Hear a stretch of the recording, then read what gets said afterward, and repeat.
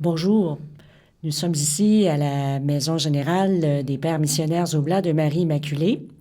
Nous sommes aussi à quelques jours du synode sur l'Amazonie. Et donc, nous avons décidé de produire des capsules vidéo, audio dans les médias sociaux pour un peu faire de l'animation autour des questions qui vont préoccuper le synode. Donc, aujourd'hui, nous recevons le Père Francis Morrissey. Bonjour. Bonsoir. Et nous allons aujourd'hui traiter d'une question très épineuse avec laquelle les pères du synode sont saisis et à laquelle ils devront tenter de réfléchir au cours des prochains jours. Et le contexte de la question est très réel et très préoccupant. En fait, la question vient du peuple de Dieu lui-même, les croyants et les croyantes. Que devons-nous faire quand on veut avoir accès au sacrement, à l'Eucharistie, au pardon, à l'onction des malades, et puis il n'y a pas de prêtre, il n'y a pas assez de prêtres. Alors, c'est quand même une question épineuse. Le peuple de Dieu veut avoir l'accès au sacrement, et d'une part, et d'autre part, il n'y a pas assez de prêtres. Donc, en particulier, il y a des questions qui se posent. Finalement, toute la question de viri probati, qui est l'expression technique consacrée, qui veut dire finalement les hommes de valeur dans la communauté. Alors, d'un point de vue canonique, qu'est-ce qui peut être fait par rapport à cette question pour faciliter l'accès au sacrement? Alors, il faut partir un peu loin pour répondre à cette question. Dans le Code de droit canonique, au début du livre 2, nous avons pour la première fois dans l'Église la charte des droits et obligations des fidèles. Et parmi les droits des fidèles, c'est l'accès au sacrement et à la parole de Dieu.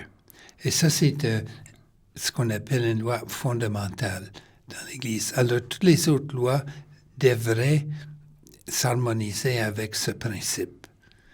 Maintenant, en pratique, ça ne marche pas. Moi, j'oublierai jamais, j'étais en Australie une fois, et ils avaient consacré 200 000 hosties. Pour toutes les îles alentours où il n'y avait pas de prêtre, ils envoyaient les hosties une fois par année par avion. Wow, 200 000! Et pour tous ces villages, moi, je dis, il y a quelque chose qui ne va pas dans ça. Vous savez, c'est pas du tout le sens du sacrement. Alors, moi où je demeure, et vous le connaissez aussi, au Canada, nous avons déjà plusieurs prêtres mariés.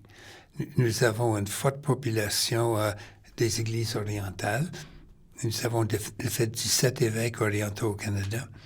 Et nous avons ensuite un groupe de prêtres qui étaient des anglicans, Tout à fait. qui sont mariés Oui. et font partie soit de l'ordinariat anglican, soit qui sont devenus membres de l'Église latine ordinaire. Oui. Nous avons aussi un nombre de prêtres luthériens qui sont mariés, qui ont été acceptés aussi. Et une chose que nous remarquons, c'est qu'il n'y a pas de scandale de la part des fidèles ordinaires. Il y a toujours des personnes qui cherchent ce scandale. Les évêques canadiens, depuis une vingtaine d'années, ont demandé au Saint-Siège la permission d'ordonner les hommes approuvés de valeur, reconnus dans leur communauté, parce que dans le Nord canadien, comme vous le savez, pour certaines personnes, si on n'est pas marié, on n'est pas vraiment homme. Et donc, la technique de passer le message, l'évangélisation, ne passe pas. Ce n'est pas du tout une question de droit divin, c'est une question de droit ecclésiastique, quoi qu'en pensent certains. Ça fait partie de la tradition de l'Église, mais ça n'a jamais été défini comme dogme. Si c'était, on ne pourrait pas avoir tous les exemples de prêtres mariés autour de nous. Ce qui est de la tradition de l'Église, les églises orientales et l'Église latine, on ne permet pas un homme qui est prêtre de se marier. Il faut qu'il soit marié avant avant d'être ordonné.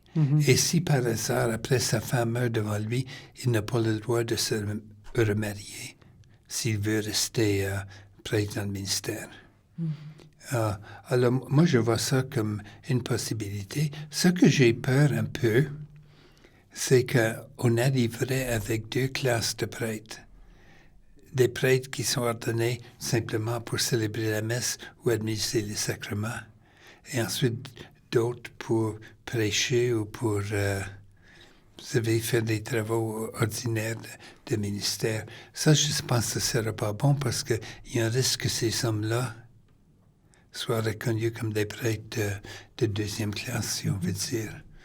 Et j'espère qu'on leur donnera une formation adéquate avant de procéder à l'ordination pour leur réputation et aussi pour la qualité de leur prédication. Moi, il y a plusieurs choses dans ce que vous avez dit. Donc, je retiens que l'accès au sacrement, c'est un droit. C'est un droit des fidèles. Et que, donc, on ne peut pas faire la sourde oreille devant les problèmes qui sont là pour le peuple de Dieu, les problèmes concrets qu'on rencontre sur le terrain. Et d'autre part aussi, vous avez dit que il faut s'intéresser aussi à la culture des gens. Alors, dans certaines cultures, il y a des choses qui sont paradoxales ou qui ne passent pas bien. Donc, dans certaines cultures, le fait d'être un homme marié, ça donne plus de crédibilité ou plus de valeur pour exercer un ministère ou un rôle important dans la communauté. Alors, le fait d'être un célibataire, ça peut entrer en contradiction avec quelque chose de la culture. Puis l'autre chose que vous avez dite d'important, c'est que ce n'est pas une loi divine immuable, c'est du droit ecclésiastique. Donc, c'est quelque chose qu'on a légiféré en cours de route.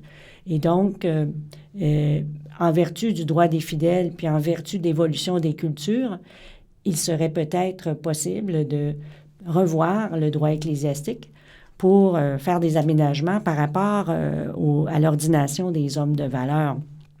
Et vous avez soulevé un défi qui est celui de ne pas simplement procéder à l'ordination, mais d'avoir une réflexion théologique plus large sur cette question-là pour s'assurer qu'il n'y ait pas des classes sociales à l'intérieur des personnes ordonnées, qu'il y en a qui soient des vraies personnes ordonnées et d'autres qui soient des personnes ordonnées par la porte d'en arrière. Alors, c'est très important, cette réflexion-là. Là, je vous amène maintenant sur un terrain plus exigeant, qui est le retour au ministère des prêtres dispensés. Donc, c'est sûr que je ne connais pas le nombre, mais il doit y en avoir un nombre impressionnant de prêtres qui, pour toutes sortes de raisons, ont été dispensés d'exercer leur ministère. Alors, est-ce qu'il y a une possibilité de ce côté-là qu'on pourrait entrevoir du côté du droit canonique? Comment ça pourrait se faire? Alors aussi, il y a plusieurs possibilités. Je n'ai pas dit des réalités pour le moment. Exactement. Donc, vous regardez à l'intérieur du cadre juridique. Est-ce qu'il y a de la place pour de l'évolution à l'intérieur du cadre? Oui, parce que nous distinguons très clairement entre l'état clérical et la prêtrise. On demeure prêtre pour l'éternité. C'est l'état clérical qui est enlevé lorsqu'on reçoit une dispense des obligations cléricales. Donc, vous savez, même le code de droit canonique actuellement permet, en cas de mort, vous savez, ou danger de mort, permet à tout prêtre qui a été ordonné de célébrer les sacrements de pénitence, d'onction des malades, et tout, avec une personne qui mourra. Voyez-vous, c'est le droit de la personne au sacrement qui prévaut sur la discipline. Ça, c'est un cas où on applique le droit fondamental. Alors, même, voyez-vous, un prêtre qui quitte de mauvaise foi, vous savez, en claquant la porte et tout, même lui peut faire ça en danger de mort, parce que c'est un droit tout à fait fondamental. Moi, je pense qu'il ne conviendrait pas du tout de dire que tout prêtre dispensé pourrait être réintégré au ministère. Il Oui. faudrait voir l'exemple de sa vie, Oui. comment est-ce qu'il a fait cela. Dans quelles circonstances ils ont été dispensés. Quelles circonstances et tout le reste. Mais la possibilité est là. Nous avons actuellement, j'en connais au moins 3 cas de prêtres qui ont été dispensés et qui ont reçu la permission de réintégrer le ministère. Mais ils ne sont pas mariés en cours de route. Ils sont sortis pour d'autres raisons. Et nous avons des cas comme ça qui sont connus. C'est très rare. Si quelqu'un demande la dispense et ensuite change d'idée, le Saint-Chaise ne considère même pas la chose avant un minimum de 5 ans pour voir comment est-ce que les choses évoluent. Et en pratique, la première réponse est non. Mais si les circonstances démontrent le contraire, des fois, le pape autorise la réintégration au ministère.